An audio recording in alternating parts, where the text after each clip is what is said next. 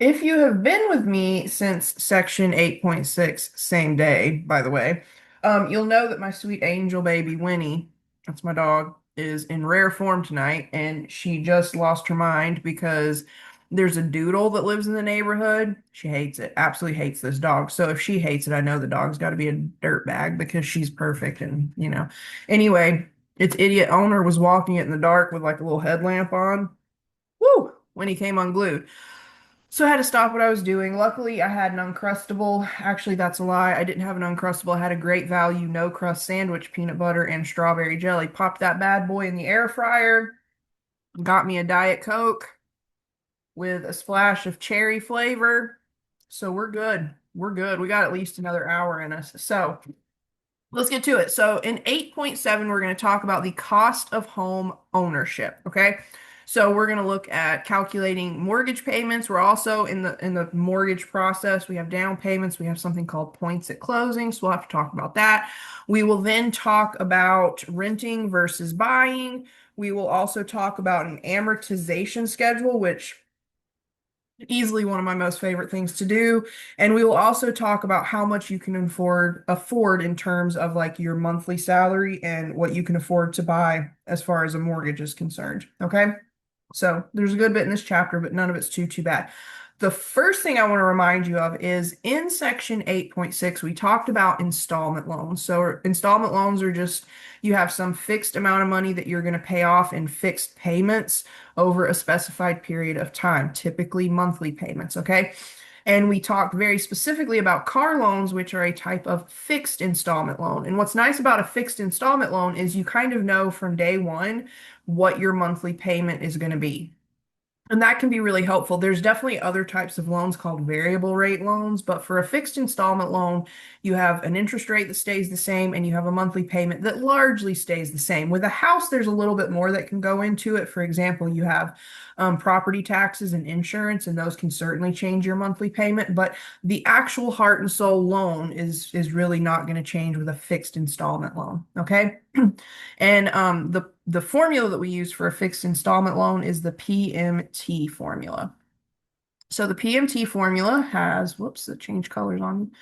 We take P, which is the amount you're borrowing.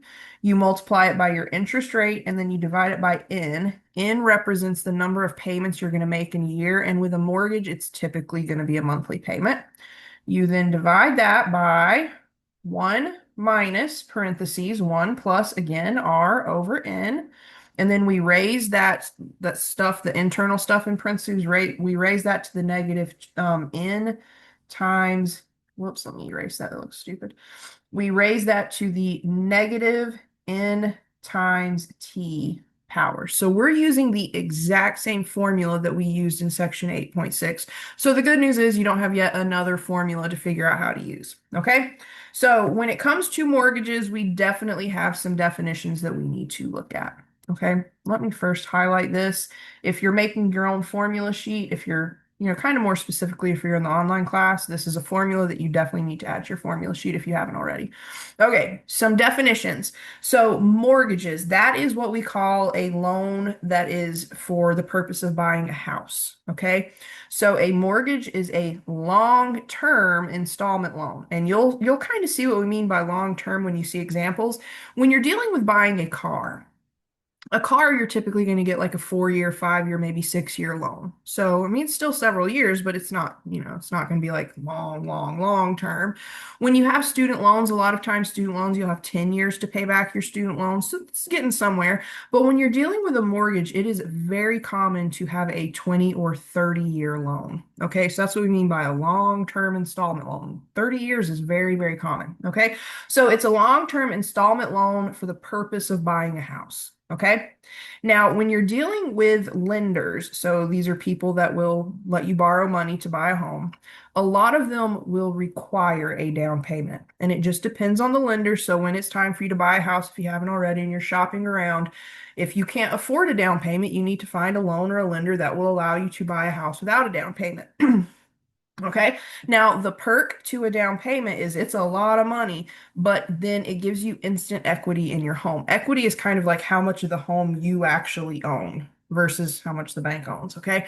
So if you do have a down payment, it's going to be thousands and thousands and thousands of dollars, but then that's a portion of the house that you already own on day one. Okay. The downside to a down payment is they can be tens of thousands of dollars depending. Okay. It's generally a percent of the sale price of the home. Okay. So if you buy a home for $200,000 and the bank or whatever lender you're using requires a 10% down payment, you have to come up with 10% of $200,000, which is $20,000. That's $20,000 cash you have to have right up front. Okay. So down payments can be huge. Okay. So in a lot of cases, this is what's keeping people from buying homes is that you might need a down payment. Okay. Now, the loan amount is different than the cost of the home. Okay. The cost of the home is what you and the seller agree on. So there's a house in your neighborhood. You and the seller agree that you'll buy that house for $200,000. That is not necessarily how much you're borrowing. If your lender requires a down payment, the loan amount is the cost of the home minus the down payment. Okay. So keep this in mind. It's the cost of the home minus the down payment.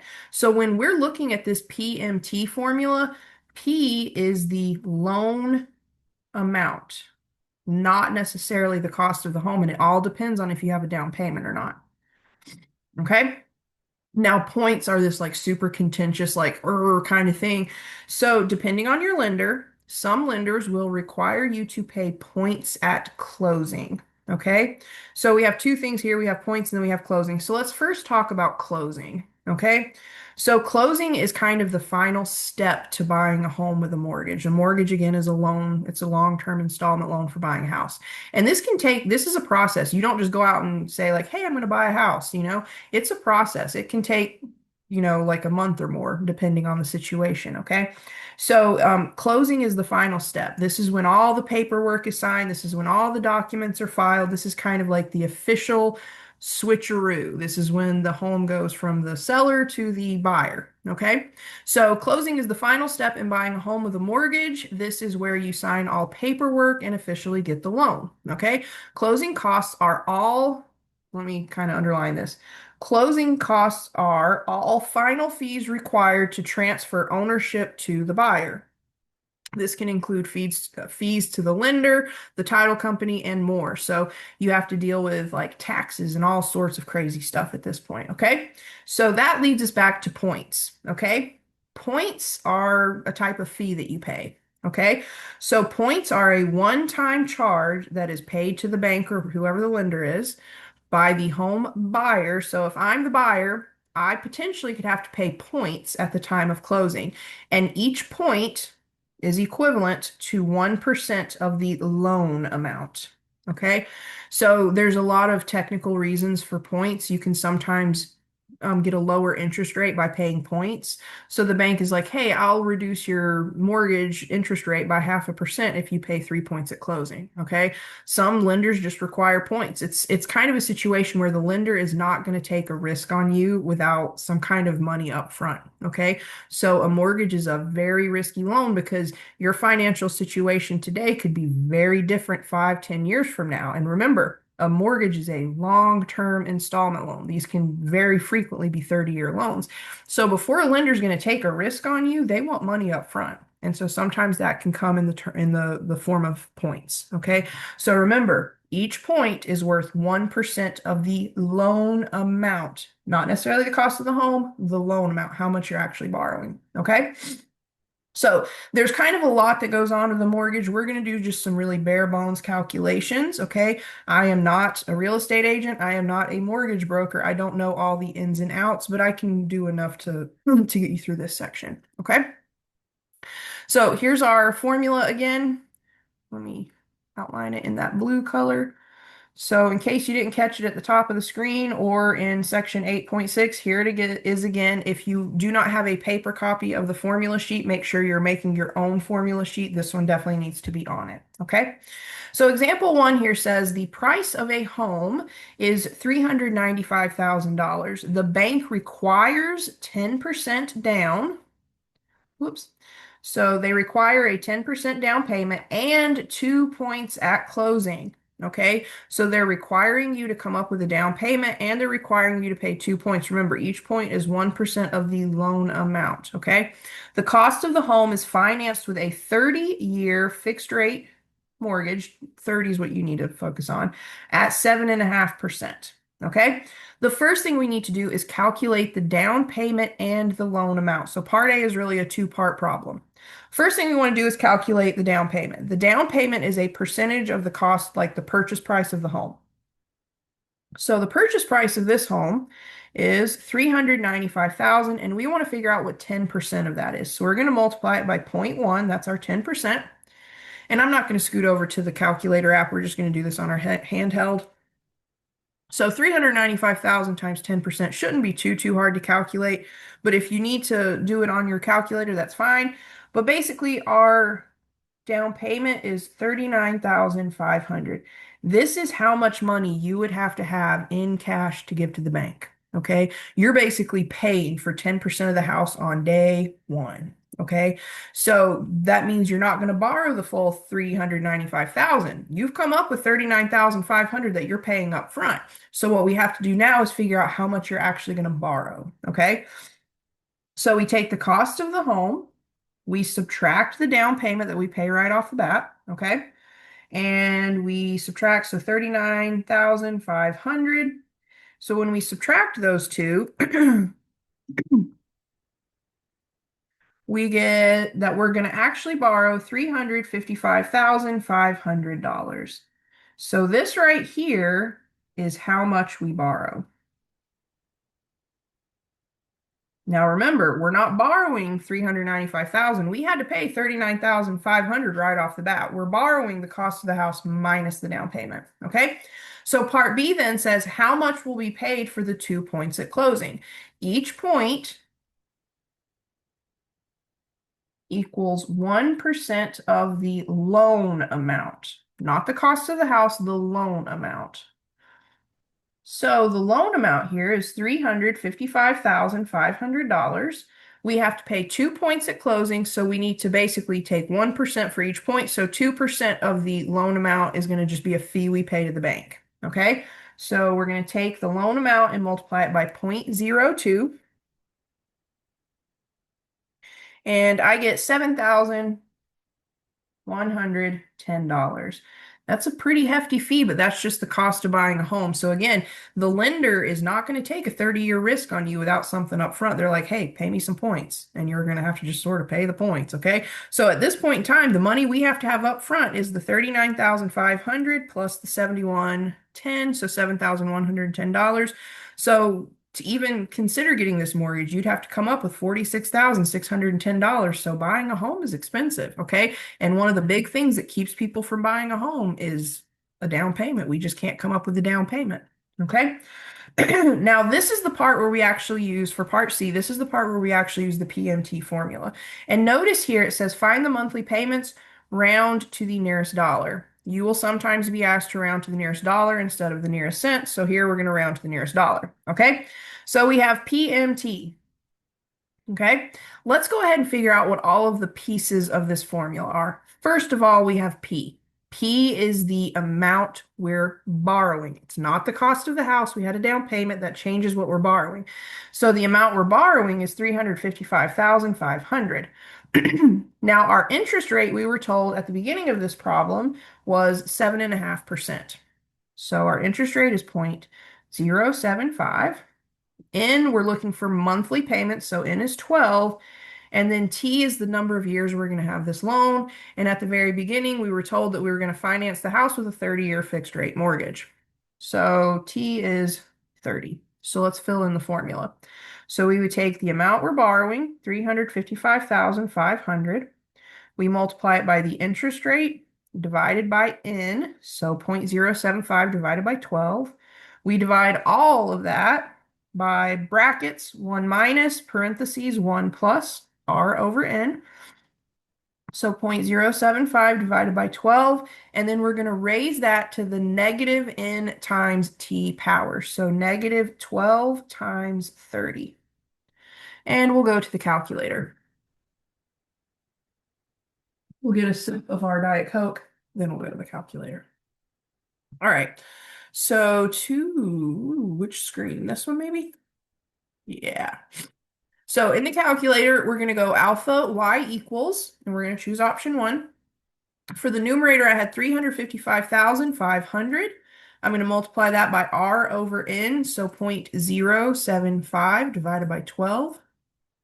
I'm going to go down to the denominator. I'm going to start my brackets, and then it's 1 minus parentheses 1 plus r over n, so 0.075 divided by 12 in the inside set of parentheses, and then raise this to the negative. Make sure you get the negative, not the minus. So you want the negative, and then we're going to go n times t, so 12 times 30. And then we want to end our parentheses for the denominator or in the brackets. So leave the exponent and end the brackets. And then remember, we're rounding to the nearest dollar here. So hit enter. And in this case, we have 24 or 2,485.71. So it'd be 71 cents, but we're going to go nearest dollar. So this would be 2,486. Okay. Now I'm going to show you one more time how to do this in Desmos, and then I probably won't show you Desmos again for the rest of this video. So if we go to Desmos, remember we have for PMT, we have P times R over N. So we have 355,500 parentheses 0.075 divided by 12 in that set of parentheses. And then if you just do the division slash, it'll create like a big denominator. And we want brackets. And it's 1 minus parentheses 1 plus 0.075 divided by 12. And then the inside set of parentheses, we want to raise it. Oh, my shoulder just popped. We want to raise it to the negative 12 times 30 power. So shift 6, and then in parentheses for your exponent, negative 12 times 30 into the parentheses, leave the exponent into the parentheses. And again, you can hit enter. Like for me, it's always habit to hit enter, but you don't really have to because the answer is right down here in the bottom of this little box. So again, we get 2,485.70, blah, blah, blah. This would round to $2,486. So we get the same thing. All right. And again, I don't care if you use Desmos, just know that if you use Desmos for the proctored final, you have to have the Desmos. I think it's called Desmos Test Mode app. It's a separate app. Okay. All right. Let's go back to the worksheet. So our monthly payment here for this house would be $2,486 per month. Now, this is the fun part. This is the part that gives you angina. This is the part that makes you want to vomit a little bit, but this is kind of the cost of home ownership, okay? Most of us can't afford to buy a house in cash. Wouldn't that be great if we could? Most of us are going to have to get a loan. Most of us can't afford a smaller terms loan. Most of us have to get a 30-year loan. That's just kind of the facts. So let's calculate the interest, okay? And this is going to make you like want to throw up, okay? So when we calculate the interest, we have to figure out how much we paid, and then we subtract what we borrowed. So it's how much did I pay minus how much I borrowed. And hopefully you remember doing this with the car loans. So how much did you pay? Well, you took your payment, whatever that was. You paid it however many times a year. In this case, we paid it 12 times a year, and we did this for 30 years, okay?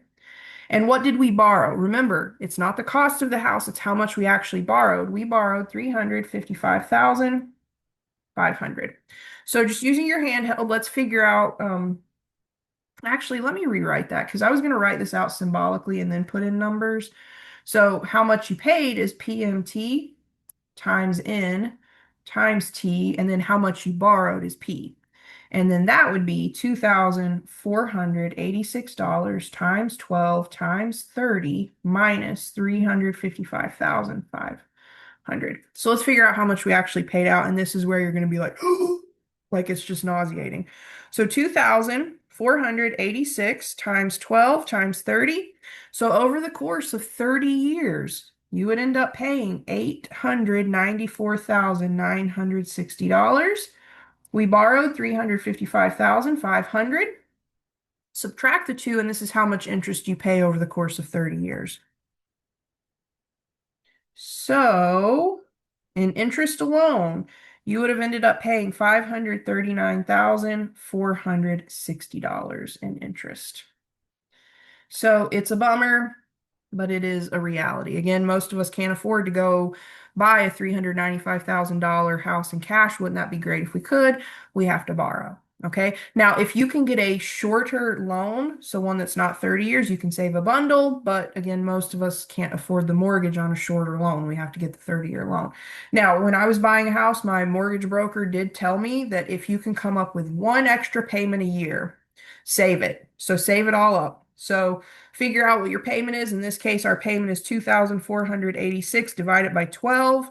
That's $207.17. If you can save $207.17 every month and just squirrel it away, and then once a year make one payment just to principal. So go to your lender and say, hey, I would like to make a principal payment on my home, pay that extra payment a year. It can save you, like, I think she said, like 7 years on your loan, which can save you tens of thousands of dollars in interest in the long run. So there are ways to reduce your interest costs, but it's hard. I mean, it's still going to be tons and tons of money in interest, okay? So that's it for that example. I think we have one more example for this video. We do. So in the next example, we're going to take the exact same home loan, okay? So example 2 says, consider the loan from example 1, okay? So in case you forgot, the cost of the house, or price, let me put price. Whoops. There we go. So the price of the house was $395,000. The 10% down payment was, I don't remember, $339,500. We're not going to worry about points. The loan amount was $355,500. The interest rate was 7.5%. Okay, so those are the important things that we need to remember from the previous example.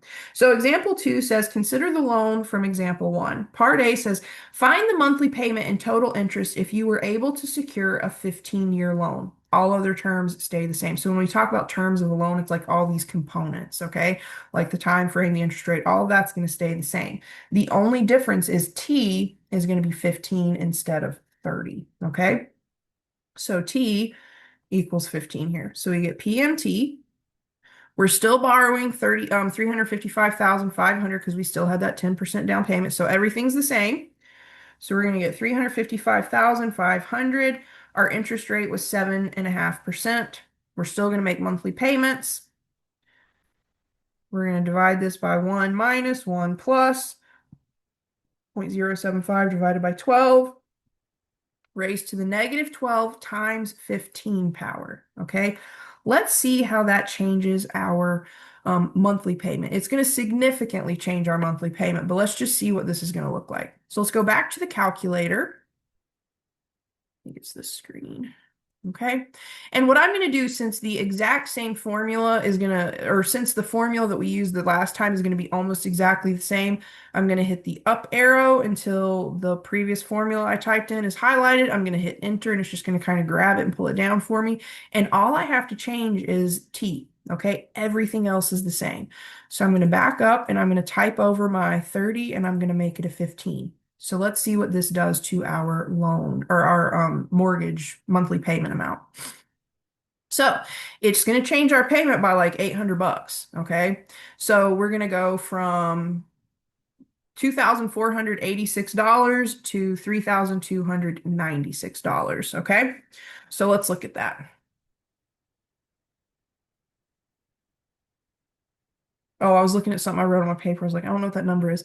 Okay, so we've got $3,296. All right. So $3,296 per month. Now let's calculate the interest, okay?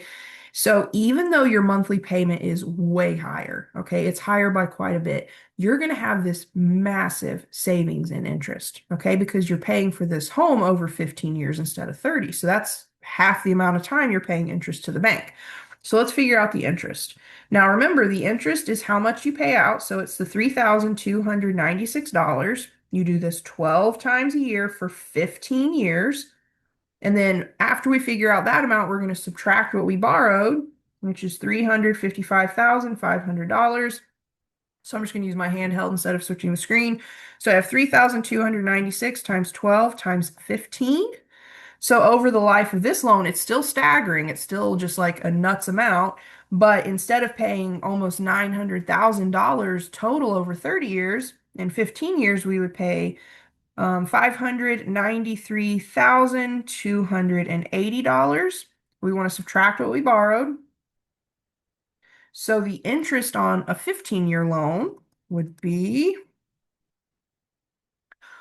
$237,780. That is a huge, huge savings. Okay. So let's look at, for Part B, it says compare the mortgage payments and the interest for the two loans. So let's look at the payments. So let's look at the payment for the 30-year minus, or let's actually reverse that. The payment for the 15-year loan is higher. Okay, the monthly payment is. So let's look at the monthly payment for the 15-year loan versus the monthly payment for the 30-year loan. Well, the 15-year loan, we had a monthly payment of $3,296. And for the 30-year loan, we had a monthly payment of $2,486. So $2,486. So 3296 minus 2486. So the 15-year loan, it's $810 more a month, which is more than a lot of people could ever possibly afford. Okay, but if you could come up with an extra $810 a month, you would have this massive savings in interest. So the $810 means that the 15-year loan is $810 more per month than the 30-year loan. And that's a lot. I mean, a lot of us, oh, I could not possibly come up with 810 extra dollars a month. So a lot of times that 15-year loan just isn't an option because we can't afford the monthly payment. But if you could afford the monthly payment, let's look at how the interest is going to change. So let's look at the interest for the 30-year minus the interest for the 15-year. Now remember, when we calculated the interest for the 30-year loan, it was $539,460. Okay. So $539,460. Whoops, I think it's 39,000. I wrote 40. So 39,460. And let's subtract how much interest we would pay on the 15-year loan, which was $237,780. The difference in these would be the overall savings if you could swing the 15-year loan versus the 30. So let's see, we have 539,460 minus 237,780, and that would be a whopping $301,680 savings in interest with the 15-year loan. Okay. So again, for most of us, we couldn't come up with an extra $810 a month. Okay. It's a bummer, but we're kind of sometimes stuck with a 30-year loan because we can't afford the payments for a smaller time frame. Okay. However, if you can afford the monthly payment for a 15-year loan, you're going to save potentially almost $302,000 just in interest. Okay. It's staggering, but it is kind of the cost of home ownership. Now, remember, there are some tips and tricks to reduce the interest. One big way to reduce the interest on your loan is to get a shorter time frame. So get the loan for a shorter number of years. Typically, what I have seen is 15-year loans, 20-year loans, sometimes 25, but 15, 20, and 30 seem to be really common time frames for mortgages. But if you could come up with maybe the monthly payment for a 25-year loan, you're still going to save a ton of money. Okay. Like I told you, my mortgage broker said if you can save up throughout the course of the year, save up one payment and make one lump sum payment directly to interest. So you go to your bank and you're like, hey, I would like to make an interest payment on my mortgage. They will apply the full payment directly to the principal, and then it'll help you reduce the time frame on your loan kind of in a different way. So you could save potentially years on your loan that way. So there are ways to make savings. You can, if interest rates drop, like interest rates are a little bit high right now, not like terribly, terribly high, but they're a little bit high right now for mortgages. So let's say you get a mortgage and 10 years from now, interest rates drop. You could potentially refinance your home. Now, if you refinance your home, you're gonna have to pay fees to the bank and stuff, but you could save a bundle in interest if you could get an interest rate of, say, like 4.75% instead of 7.5. So there are different components here, but buying a home is terribly, terribly expensive. So it just kind of is what it is. All right. In the next video, we're going to talk about a loan amortization schedule. Big word, but it's kind of fun to do.